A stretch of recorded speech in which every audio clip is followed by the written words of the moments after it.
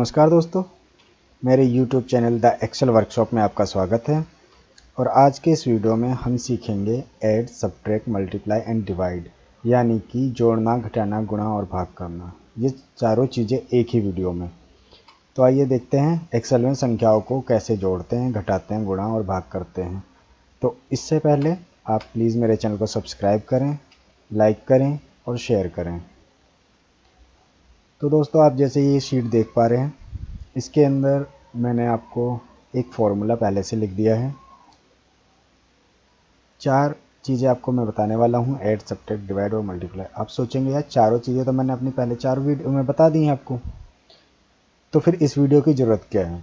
तो दोस्तों, होता ये है कि जब आपके पास डेटा बहुत छोटा है, यानी कि आप चाहते हो कि भाई मेरे पास 2 या 4 डिजिट हैं, एक्सेल मेरे पास है और मुझे फटाफट कैलकुलेशन करनी है, तो मैं कैलकुलेटर खोल के क्या करूं, मैं फटाफट यहाँ पे मल्टीप्लाई और जो भी मुझे करना है मैं कर लेता हूँ। तो उसके लिए फिर आपको कैलकुलेटर खोलने की ज़रूरत नहीं है। आप यहाँ पे जस्ट सिंपल सा अपना जो भी आपका डिज़ायर आप चाहते हो काम, आप उसे कर लेते हो। ये आपके पास रिजल्ट आपके पास सेम आ गया। लेकिन ये छोटी छोटी संख्याओं के लिए ही है। अब मेरे पास एक डेटा है, बहुत बड़ा है, तो उसके लिए मैं यहाँ पर बार बार ऐसे टाइप करता रहूँगा, इसको टाइप करता रहूँगा, इसको टाइप करता रहूँगा, तो ये चीज़ें जो हैं ये लेंदी हो जाती हैं। तो फिर एक्सेल का फ़ायदा कुछ नहीं। एक्सेल का क्या फ़ायदा? तो फिर आप क्या करोगे कि भैया अब आपको थोड़ा दूसरा फॉर्मूला आपको यूज़ करना होगा। तो उसके लिए मैं आपको पहले बता देता हूँ सेल रेफरेंस। तो देखिए, सेल रेफरेंस क्या होता है मैं बताता हूँ आपको। कि किसी जगह पे मुझे जो डेटा रिज़ल्ट मिल रहा है, डेटा वहाँ पे नहीं है बल्कि डेटा कहीं और है। सपोज़ करो मुझे रिज़ल्ट मेरा यहाँ है, मुझे यहाँ चाहिए। मैं यहाँ पे अगर टोटल कर देता हूँ, सपोज़ करते हैं, तो यहाँ पे मुझे टोटल चाहिए सभी का, और डेटा मेरे पास यहाँ पे कुछ और है। मेरा डेटा असली रखा हुआ है कहीं दूर, जैसे कि यहाँ पर। रिज़ल्ट मुझे यहाँ ना मिल करके मुझे यह चाहिए यहाँ पर। तब मैं क्या करूँगा? तो उसके लिए यूज़ होता है सेल रेफरेंस, यानी कि आपकी वैल्यूज़ कहीं और हैं और आप सेल का रेफरेंस दे करके उसका रिज़ल्ट आप किसी और जगह पे प्राप्त कर रहे हो। तो ये हो गया आपका सेल रेफरेंस। समझ में आ गया होगा सेल रेफरेंस क्या होता है। मैं आपको दिखा देता हूँ कि इसका यूज़ कैसे करते हैं। अब जैसे कि मैं आपको पहले ही बताता रहा हूँ, बिना इजिकल टू के कोई भी फॉर्मूला रन नहीं होता। ये तो आपको दिमाग में रखना होगा कि बिना इजिकल टू के हमारा कोई भी फॉर्मूला आगे काम नहीं करेगा। तो मैंने इजिकल टू का साइन लगाया, मैंने यहाँ पे आपके लिए फॉर्मूला लिख रखा है, ठीक है। अब मैं चाहूँ तो मैनुअली लिख लूँ, या फिर मैनुअली लिखने से अच्छा ही है कि सेल रेफरेंस किस दिन काम आएगा। तो उसके लिए मैं क्या करूँगा, जस्ट अगर मेरे पास सामने डेटा है, पास में डेटा है, तब तो मुझे क्लिक ही करना है। और अगर दूर है तो मैं डेटे का जो भी मेरा सेल रेफरेंस का नंबर होगा, मैं उसके कॉलम और उसके रो नंबर से उसको मैं दे दूँगा। तो ये हो गया प्लस, और अब मेरे पास डेटा है यहाँ पर। या फिर अगर मान लो कि मेरा डेटा है यहाँ पर, तो मैंने इसको I3 दे दिया, 52। या 50 क्यों आ गया? क्योंकि जो मेरा दूसरा जिससे मुझे ऐड करना है, जिससे मुझे प्लस करना है, उस वाले कॉलम में कुछ नहीं है, वो खाली पड़ा हुआ है। तो देखिए, सेल रेफरेंस का सबसे बड़ा फ़ायदा ये भी कि आपका फॉर्मूला आपका एज इट इज़ रहेगा, लेकिन आप अगर वैल्यू चेंज करोगे तो आपका रिज़ल्ट भी चेंज हो जाएगा। तो यहाँ पर मैं जैसे ही वैल्यू पुट करूँगा, सपोज को मैं यहाँ पर डालता हूँ 10, तो यहाँ पर मेरा डेटा आपने देखा कि ये चेंज हो गया। तो फ़िलहाल मैं एक काम करता हूँ, मैं इसे डिलीट करता हूँ और अपना जो भी मैंने आपके लिए बनाई हुई है शीट उसका ही यूज़ करते हैं। तो मैं इसको नॉर्मल दोबारा से वही कर देता हूँ। अब आप सेल रेफरेंस का और एक फ़ायदा देखेंगे। ये देख रहे हैं आप सेल, इसके नीचे ये छोटा सा एक निशान दिख रहा है आपको। अब मैं बार बार नीचे फॉर्मूला कॉपी पेस्ट नहीं करना चाहता, तो मैं इसको यहाँ पर एक बार यहाँ रखूँगा। देखिए आपको प्लस का निशान बना हुआ दिखाई दे रहा होगा। और अब मैं इसको क्लिक को मैं दबा के रखूँगा।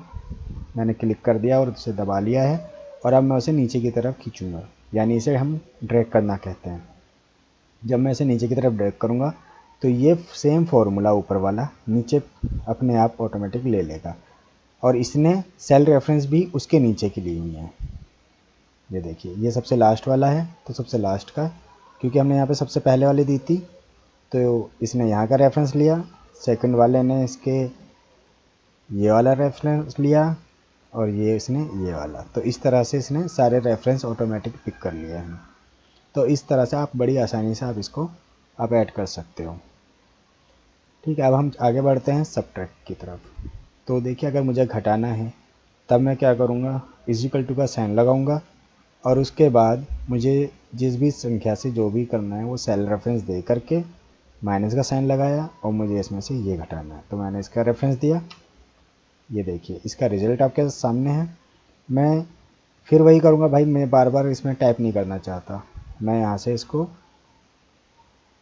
ड्रैग करना यहाँ पे रखा, इसे क्लिक किया और इसको नीचे की तरफ ड्रैग किया। ये देखिए, फॉर्मूला अपने आप ऑटोमेटिक इसने यहाँ से फॉर्मूला सेम है और यहाँ पे वैल्यूज़ इसने अपने आप सेल रेफरेंस के थ्रू ले ली। आइए चलते हैं डिवाइड की तरफ। डिवाइड करने के लिए इक्वल टू का साइन, उसके बाद सेल रेफरेंस G3। डिवाइड करने के लिए मुझे स्लैश का यूज़ करना होगा, जो कि आपको पता है न्यूमेरिक कीपैड में 8 नंबर की के ऊपर होता है। अब मैं यहाँ से इसको दूसरा रेफरेंस दूंगा, ये वाला, फिर एंटर। अब मुझे सारा ये सारे भी जो मैंने डेटा लिया हुआ है इसको भी मैं इसी के तरीके से करना चाहता हूँ। तो मैं यहाँ पर इसके पास जाऊँगा, यहाँ पे कोने पे देखिए, और यहाँ पे रखने के बाद इसको बटन क्लिक करूँगा लेफ़्ट वाला, और उसके बाद क्लिक को दबाने के बाद उसको बिना छोड़े बटन को नीचे की तरफ लेके आऊँगा और ये पूरा फार्मूला मेरे पास आ गया। चलते हैं मल्टीप्लाई की तरफ। इसमें भी मुझे वही करना है, फार्मूला आपको ऊपर दिया ही हुआ है, इक्वल टू, उसके बाद सेल रेफरेंस। मल्टीप्लाई के लिए आपको पता है न्यूमेरिक कीपैड में 9 से ऊपर जो की है एस्ट्रिक की कहते हैं इसको, ये दबाएंगे आप, और उसके बाद दूसरा रेफरेंस और उसके बाद एंटर। अब आप सीख ही चुके हैं कि इसको आप कैसे ड्रैग करेंगे नीचे। यहाँ पे मैं लाऊंगा अपना माउस, यहाँ पे कि यहाँ पे बन गया प्लस का साइन। अब मैं इसको क्लिक करूँगा और इसको दबा के रखूँगा और नीचे की तरफ खींच दूँगा और ये इसने पिक कर लिया। अच्छा दोस्तों, ये तो रही ये बात कि भाई मेरा ये वाला डेटा और ये वाला डेटा, यानी कि मुझे अभी तक मैंने क्या किया, इसी से आमने सामने वाले को, यानी कि G और H को ही किया। यानी कि जैसे ये है 52 के बाद में 12, तो मैंने इनको ही प्लस माइनस सबट्रैक्ट और डिवाइड किया है। सेल रेफरेंस का फ़ायदा आपको मैं एक और बता देता हूँ कि जैसे ऐड है, मेरे को मुझे ऐड करना है, मैं यहाँ पे अपना फार्मूला लिखूँगा, यानी कि इक्वल टू का साइन लगाऊंगा। मैंने ये ले लिया G3, मैंने प्लस का साइन लगाया। अब मुझे लगता है कि भाई मुझे इस वाली संख्या को इससे मुझे जोड़ना है।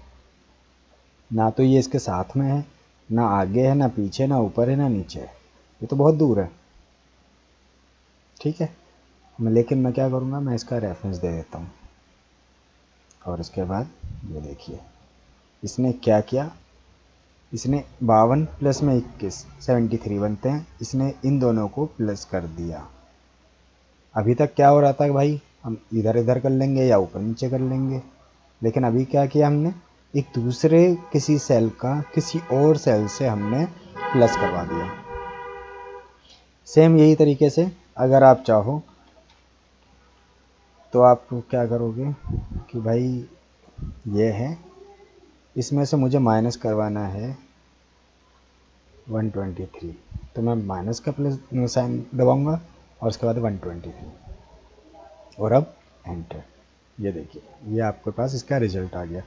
तो सेल रेफरेंस का इतना अच्छा फ़ायदा है कि आपका डेटा कहीं भी हो, आप मन मुताबिक जो भी रिजल्ट चाहते हो, प्लस माइनस सब्ट्रैक्ट, आप उसको यूज़ कर सकते हो। सिर्फ आपको सेल रेफरेंस देना होगा। मैं आपको एक छोटा सा और एग्जांपल देता हूँ। अब मैं डिवाइड करवाता हूँ। डिवाइड में कराता हूँ 500 से, डिवाइड का साइन लिया, और मैं इसको कराता हूँ 52 से। अब ये दोनों एक ही कॉलम में है, जी कॉलम के मैंने दोनों ले लिया डेटा, यहाँ से ले लिया ये और ये।